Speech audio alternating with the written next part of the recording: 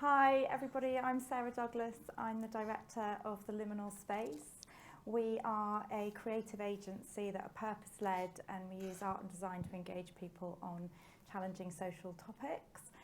We're specialists in public engagement, and we've done quite a lot of work both in the Science Centre and Discovery Centre sector and also in the museum space. So what I'm here today with Sharon and Sally from Museums Association to talk about is about Bold Futures, which is a new programme that has recently launched, and the aim of the programme really is to bring together science and discovery centres and museums to think about this question: how we can work together to build a shared strategic vision for museums, galleries and science centres. So as part of this programme, the first part of it has been running a learning programme with key kind of leaders and innovators within the sector to really share knowledge and share some of the big challenges that have emerged across the sector since the pandemic, and enable organisations to sort of share those learnings and come up with some ideas for how science centres and museums might better be able to work together for a more innovative and flourishing future. So that's the sort of overall aim of the programme, is to bring these two parties together. But what I'm excited to share with you today, and Sharon will be saying more about this, is that this piece of work is backed by funding, which will allow for capacity building work to happen within organisations to help sort of make some of the ideas that have come through the programme a reality on the ground. So Sharon's going to say more about the grants, and Sally will say more about bringing science centres and museums together in a minute.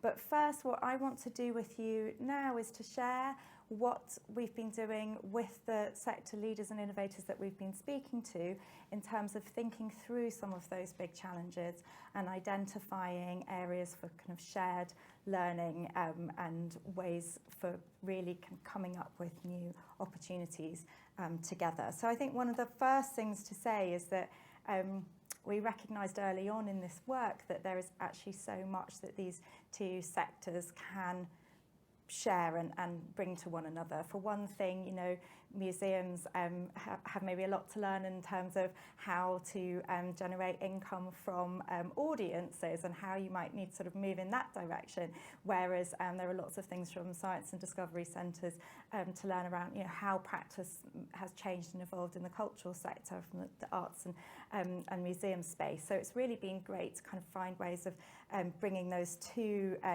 sides of the sectors together through this work. So our first step was that we brought 25 people together to understand where there are common themes or opportunities for innovation. This consisted of 2 online workshops and was supported by some offline field work that happened between the workshops, where participants were encouraged to speak to members of their team, as well as to take time to reflect on their space and to take time to sort of build with their own internal teams what a project for the future might look like. This work very much builds on 2 pieces of research that we did, that I whipped through at the beginning of the presentation, that Liminal Space produced around the thinking around the future of museums and the museum centre sector, and then future of the science centre sector and the opportunities therein. So it was very much building on that thinking and running the workshops also with kind of associated sort of assets.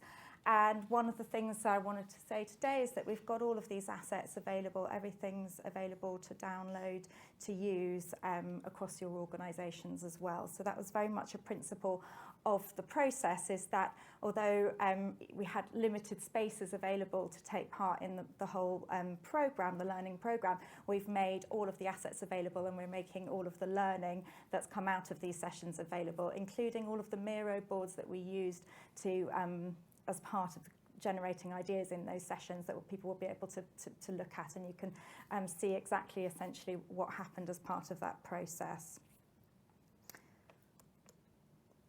So We asked two big questions in these workshop sessions, which are how can we build capacity to deliver meaningful and responsive work that engages existing and new audiences, funders and partners? And how can we consolidate our individual learnings and opportunities to become more resilient in the face of our most pressing challenges? So, big things to ask, but things that we know are very much on the minds of all organisations at the moment, and even more so thinking about that kind of financial resilience piece for sure has come up a lot. So this was really an opportunity for people to step out of the day-to-day, something that I think we probably all very rarely have an opportunity to do, to step out of that day-to-day and actually have a bit of reflection time and collective thinking time. In our preparation for the learning programme, we'd sent out surveys to really sort of try and preempt what people were struggling with or tackling in terms of big challenges that we wanted to bring to the table. And so these were the 4 domains that we landed on, and these were the 4 areas that we considered in the workshops and that I will share insights around with you today. So again, all huge themes in and of themselves that you could sort of spend a year working on each one. But what we heard was that there was a real interest in, how can we better listen and share both across the sector but within our own organisations internally? How can we better sort of make the sharing of knowledge and knowledge transfer something that's more embedded in culture? We also heard that people wanted to explore better ways of experimenting, something that we know experimentation is sort of essential part of all of our organisational missions, but something that internally you might get very few chances to actually do and enable on the ground. Power dynamics and inclusion was a huge theme, and it's already been echoed so many times this morning. Thinking about what are really sustainable and implementable methods for doing community-based work that is non-extractive, that is inclusive, that is properly ethical and principled, and really thinking about how that works both in an organisational space and on the ground with community partners. Then evaluation innovation. There was a real feeling that, although funders are really kind of pressing co-creation, co-production, and we all know that that's a really exciting way to go, that the mechanisms for evaluating that kind of work are really kind of lagging behind in terms of be iterative, be co-produce, but then actually a feeling that evaluation methodology is kind of still stuck in the past in a way in terms of how you report that back. So evaluation came up as a big theme too.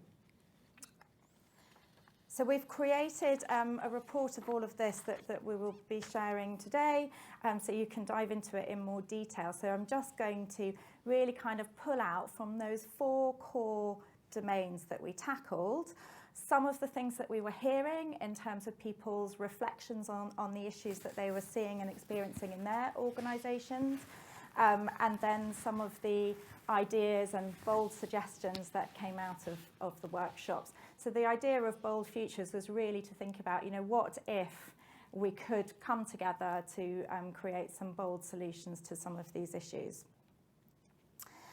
So in terms of reflections from the group on the topic of listening and sharing, this idea that trust in the little things means trust in the big things. Everyone needs to be contributing to impact and to sharing within an organisation. So this is something that came up quite a bit, that thinking about how to make some of these organisations less hierarchical, how to involve people in that knowledge transfer process from across all ends of the organisation was something that we heard a lot, and thinking about methods to do that. A need to be more authentically in communication, both with audience and communities, but also internally amongst staff. So there was a big theme around needing to do more, maybe of the messy thinking more publicly, that a lot of that kind of messy thinking happens behind closed doors, and how does one open that out? And then a desire for more collaboration all round. So in terms of very practical and tactical things. This came up a lot in the conversation around evaluation, thinking about what have people tried before and where can we share those resources, and the idea of a sort of helpful hacks hub came up quite a lot. This feeling that no one wants to just continuously reinvent the wheel with some of these processes. How can we be better at collaborating, and what might some of the infrastructures be to support that? So on that theme, so in our first workshop, we very much looked at sort of what all of these themes were and how they were manifesting in people's organisations. And then in the second workshop, we looked at ideation and what were some of the bold things we could do around them. So some of the ideas that came out of this particular domain were a team takeover, so organisations are able to see other teams in action. So really, I think there was a big feeling that maybe during COVID, we've kind of got into more siloed ways of working. I think that definitely comes from being more remote, but also people working on different days, coming into spaces on different days. And although people do have spaces to engage with, there's just this feeling of kind of really needing to break down the silos that might have evolved in the last couple of years, and almost shadow one another's teams to understand how it is that they are experiencing things, whether that is, from the food and beverage teams in larger organisations to marketing to front of house, really sort of understanding how our organisations work. A big theme was around a learning journey and how to sort of embed this culture of incremental and continuous learning, and being able to, across the two different sectors within the science centre sector and the museum space, having shadowing or being able to share learnings through shadowing programmes, through sabbaticals, through kind of mentorship, cross-mentoring. How can we kind of embed more of a culture of learning and sharing? I love this idea, a site for national collaboration, so a mini community hub across the regions to share services that had an online platform that would connect all of the sort of resources and shared practice. So I think overall a theme of a lot of work being done in individual sites, and how do we kind of better connect that, which of course both Museums Association and ASDC have a huge opportunity and role to play in kind of bringing all of those resources together.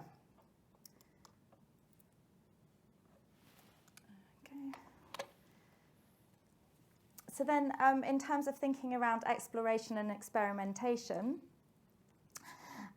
there was definitely a feeling that in an ideal world, we would all be bolder and more experimental in our approach. I think we all know the reasons why that doesn't happen: time, money, capacity, everything that we know are kind of huge realities staring people in the face on a daily basis. So I think this really is sort of acknowledging that as the reality, but thinking where can we try and spark some more experimentation around the edges. A huge theme that came throughout the sessions was failure, and actually how much we learn from failure of experimentation, failure of programs in a daily sense, but that we don't talk about that, and we don't make space to kind of really share and in some ways celebrate that. And so there was a real desire to kind of embrace failure actually, and be able to kind of really make space to learn from that in new ways. So embracing micro-experimentation to allow organisations to research smaller topics and iterate and develop. So this was really thinking about the kind of minimum viable product idea of, how can one, particularly maybe in work with communities where you've got longer term relationships established, how can one sort of be a bit more experimental and kind of giving over some more sort of power and space to those community groups to maybe kind of do quite small scale iterative projects. Is there space for more experimentation around the edges? Then there was very much sort of thinking quite laterally in terms of where can we take inspiration from other brands and organisations. So this is something at the liminal space that I think that we're really keen on, is sort of looking for lateral inspiration, lateral ways of working. So that might be alternative business models, that might be looking at the idea of theme parks came up quite a bit, or the way that brands deal with entertainment. Brands are very good at thinking about how to engage people immediately, thinking about how to make their messaging and their communications very accessible. And so really thinking about where it is we could learn more actively and more intentionally from the brands and other organisations that are in our ecosystems, kind of borrow that learning. And then this concept emerged, which I absolutely love, of a travelling science circus, which is really a way of kind of playing to the strengths of all the different venues and organisations. This is something that came across as, the really kind of different flavours and assets of all the different organisations in the ecosystem, and how could you almost take a sampling or a pick and mix from all of the different organisations at play and create kind of travelling circus that might pop up anywhere from in a shopping centre to a train station. How could kind of bring science really into everyday spaces. So power dynamics and inclusion was a big topic, and an acknowledgement from everybody in the space that we have a really long way to go to creating true representation in the sector, in the sectors, and that part of that is change at the top, but also shifting the balance between organisations and communities, with the focus on considering a journey of growth in community engagement. So this theme came up a lot this morning as well, that community engagement work is deep and long work, and it doesn't happen overnight, and sort of an acknowledgement of funders that, the pace at which that kind of work needs to move, but, really thinking about that being a long and continuous journey. And a lot of discussion around boards not mirroring the audience that their organisations are aiming to serve. And so I think, this was to do with definitely diversity across the whole spectrum, but in particular people were discussing as well, age, that if we're trying to sort of reach younger audiences, that, actually looking at not only do we have more diverse boards across the board, but that also includes thinking about age and the age of people that are on boards.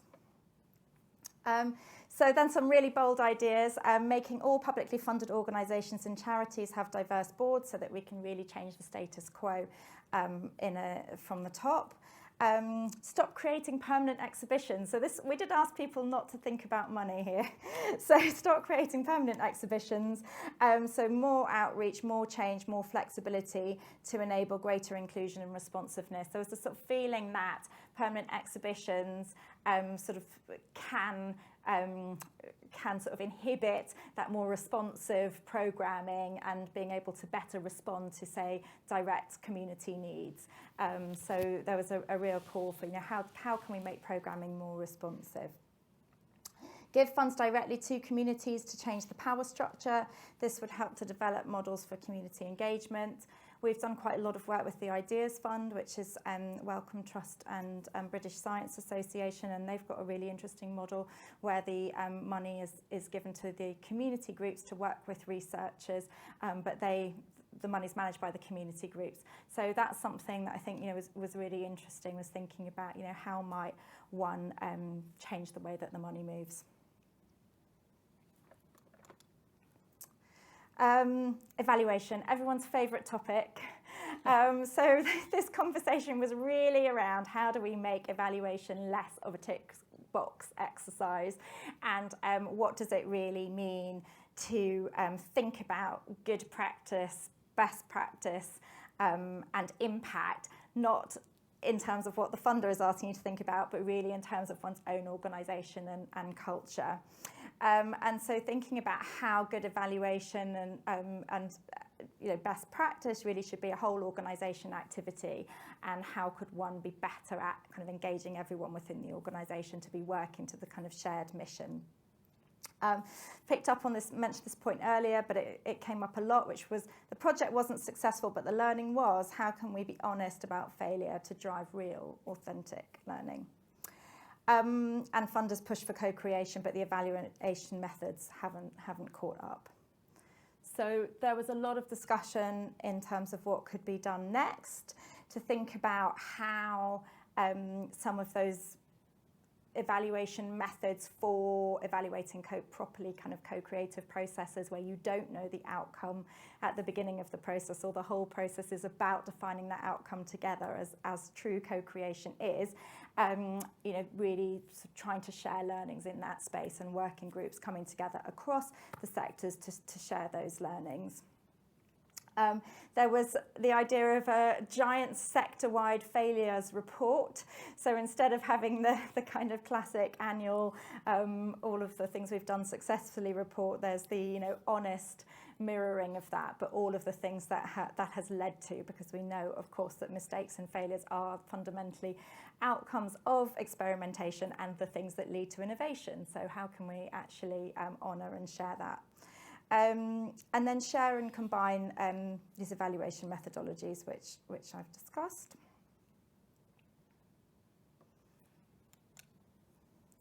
So then we asked people at the end of the sessions to share their thoughts on what they thought a bold future is. And these are some of the things that we heard. I would say that a common theme across the sessions and very much in the reflections that people sent to us afterwards was the opportunity to take space out from the day-to-day. So the tools that we're sharing do provide that as as guidelines, as tools to help you work with your teams to do that. Of course, taking the time out is the hard bit, but if we can encourage you to do that, I think that the groups definitely felt that there was something in being able to just sort of step away and consider and discuss with people in similar but slightly different spaces. So an overall feeling that power structures and funding models do need to shift to keep up with or to properly support on-the-ground practice, or the kind of on-the-ground practice that is being asked for and that we aspire to. So some, definitely structural changes required to enable that great work to happen. And finally, a really strong desire to activate a sector change that really encourages and promotes cross-pollination and sharing and exchanges between science centres and museums.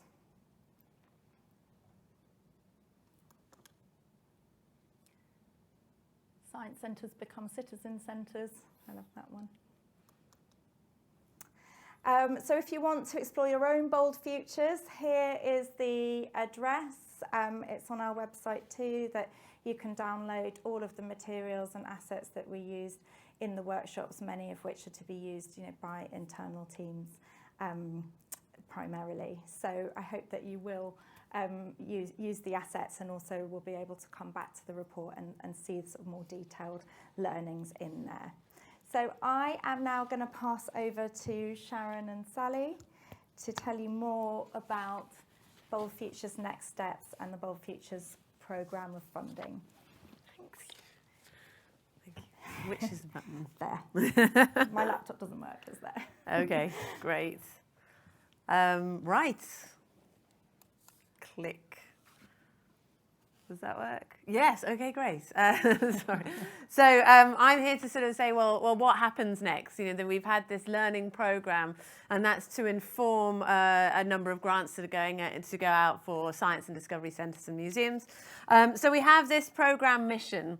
We're really looking at science centres and museums to explore values-led practice and work with community partners. And it's building on all the insights from the Bold Futures workshop. So these insights such as innovative practice and future perfect and of course, financial sustainability.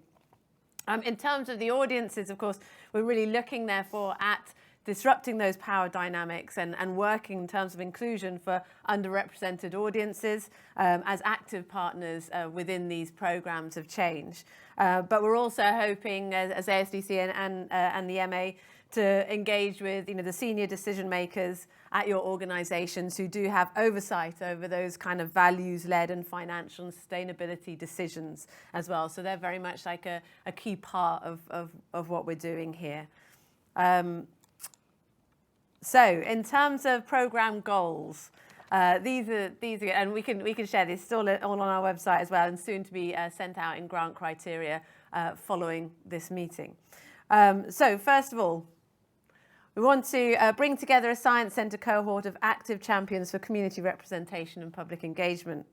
We want to provide the opportunity to shape new routes into financial sustainability within the context of Science and Discovery Futures Report and the impact of the ongoing impact of the pandemic and everything else that's coming.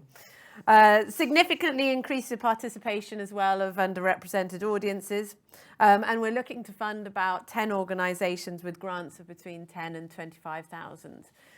So that's where we're looking in terms of the numbers. So it will be a competitive grant opportunity. So unfortunately, we can't send it out to everyone.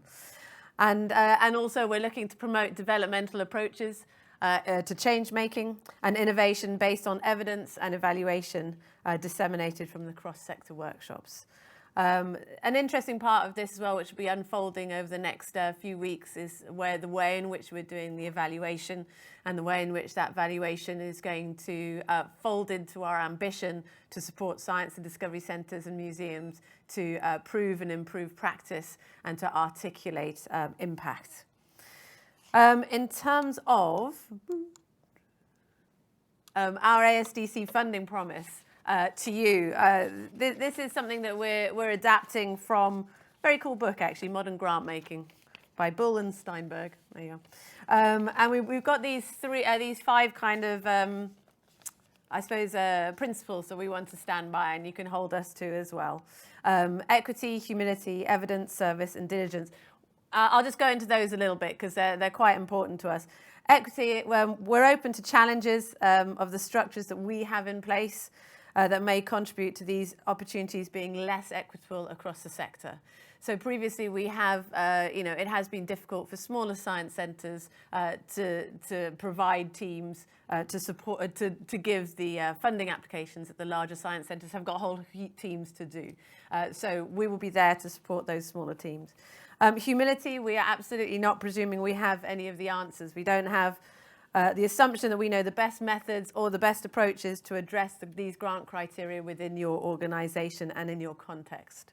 So we're going to openly challenge any explicit or implicit power dynamics that emerge from these presumptions, and we're going to welcome you to challenge us on those too. Evidence, where it's in our power, ASDC is committing to using evidence to inform and justify all decisions on the funding criteria. That's why we've worked with the liminal space so closely. That's why we're working with the Museums Association. And in terms of welcome and future UKRI funding, it's all coming from those lovely pieces of research that have gone across those two sectors. Those themes of what we're going for in terms of the grant criteria are what we are hearing from you. So that's where the evidence one comes in.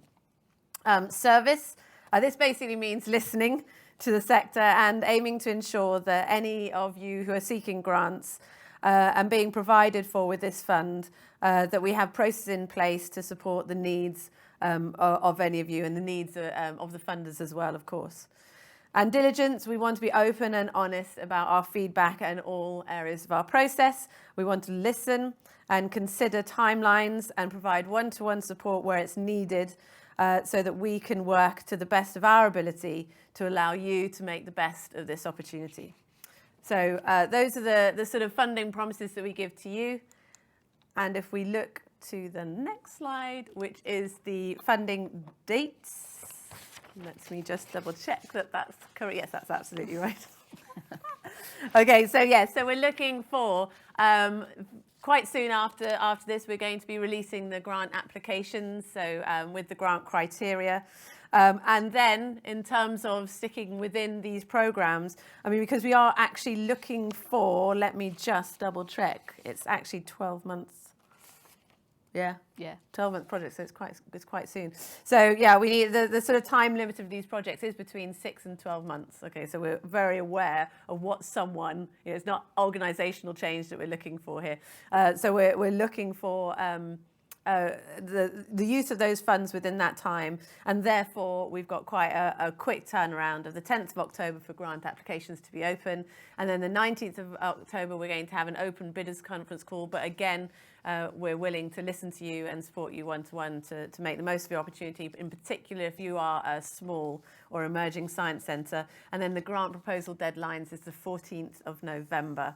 And in December, we can be very honest and open about why the individuals or the organisations have been selected and contracted. So there's a lot of information on the Bold Futures section of our website. And I'm actually going to pass over to Sally now just to talk a little bit more about the collaboration and how this links as well into a larger piece of work across the museums and science centre sectors. So, are you happy? Thank you. Is it all right if I stay here and we can chat a bit about anything else that comes up? Because I think Sarah and Sharon have outlined everything to do with Bold Futures. So I think what I would add on top of that is that it's the jumping off point for our 3 organisations working together across museums and science centres. And the important element that comes through that is the collaboration of what those sectors have in common. So I think we want to be realistic. We want to respond to what we've heard already in the sessions today about what the challenge is of doing that values-led work that we all have in our minds. The point that I was saying to Sharon as we came into this session, the point that has struck me from the 2 sessions I've sat in so far is that quite large distance between the policy and the funding that comes down and the reality of working in an inclusive way with your communities. There's a huge difference between who's in the room or who can afford to be in the room or who can afford the time to be in the room, to be involved in those partnerships early on. And I think what we want to do in our collaboration is understand and translate from one end of that relationship to the other. And broker and facilitate in the middle of those relationships. I think that's where our strength lies. And so in what Sharon was saying about what we're trying to do with these relatively small Bold Futures grants is help your organisations to get to where you want to a bit quicker, to do that little bit of research or something like that that's going to give you the evidence base on which to do some of that work that you've got in mind and broker those relationships. One of the things that came out in the Bold Futures workshops, I think, is that it's very difficult to have those conversations early doors with the communities that you want to work with because you've all got to find the time and for it to be genuinely co-produced, as we were talking about in the session before this one, you need to have those conversations early on. And so that's all of what we're dealing with in Bold Futures and ready to leap on to mindsets and missions. Well, none of us can get that right today, can we? Mindsets and missions, which we're going to talk about more in the discussion tables tomorrow. So mindsets and missions follows on from Bold Futures, learns from it, and will have some slightly larger grants attached to it from the funding provided by UKRI. So come along to see us tomorrow at the discussion tables and talk about that more. And I think that's enough from me, probably. Any questions, anybody? I think, is it right in saying that the mindsets and missions grants are larger but fewer and therefore and across a larger sector? Yes, so they will arguably be more competitive. So what we're trying to do with mindsets and missions overall is open up those opportunities for your underrepresented groups based on your knowledge and evidence to get involved in research and innovation at your organisations. And so that will progress through, what we aim for it to, how we aim to run it is to recruit organisations and individuals to an engagement programme. And then the people within that programme, with their partners, their communities, their networks, can apply for onward project funding. And that will be more in the region of 75k to be spent over a year, 15 months sort of period of time. So that's the kind of nuts and bolts to grab hold of for that programme.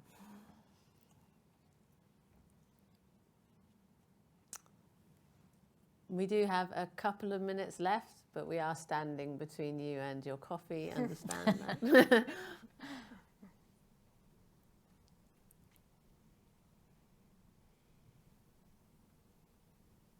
Hello. Oh, I think hold on, there's a roving mic coming your way. Just in case anyone can't hear. Cheers, thank you. Oh. Can you hear me? Can you hear me? No.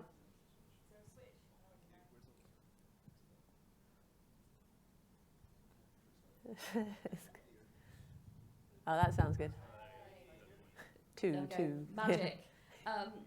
Thank you so much. It's been so interesting to hear the journey that you guys have gone from to get to this space.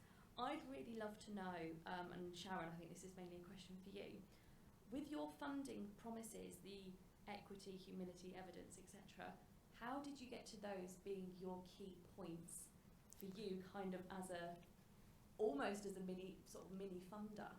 Yeah, so exactly. We're not really the funder, but we've got the capacity to make sure that we are listening to the sector and not just saying we think, that this is what you need, and hearing what people say in terms of the great diversity of our sector in terms of capacity that they have. Very simple answer though. It is literally from Modern Grant Making, a great book, which has done a huge amount of research in terms of what modern grant makers should be doing to make grant making much more equitable and to actually get to the impacts that they're really looking for. So we looked across that, and we spoke very briefly with the authors, and those are.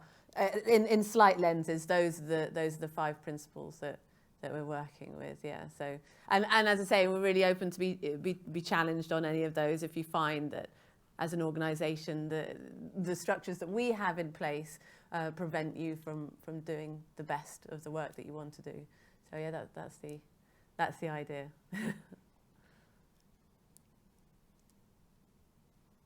and hello, by the way. Nice to see you. Any other questions? Great. I think we're going to end on time. We are on time. Well done. Fantastic. Well, yeah, thank you so much. And for me personally, it is so exciting to be working in collaboration with the Museums Association and the Liminal Space, giving us capacity to hear from the membership things that we would never have the capacity to do. And that external voice has also been incredibly important for us, in terms of all the things that you've lifted, and looking forward to ongoing collaborations for the future. So thank you very much, and thank you for coming to the session.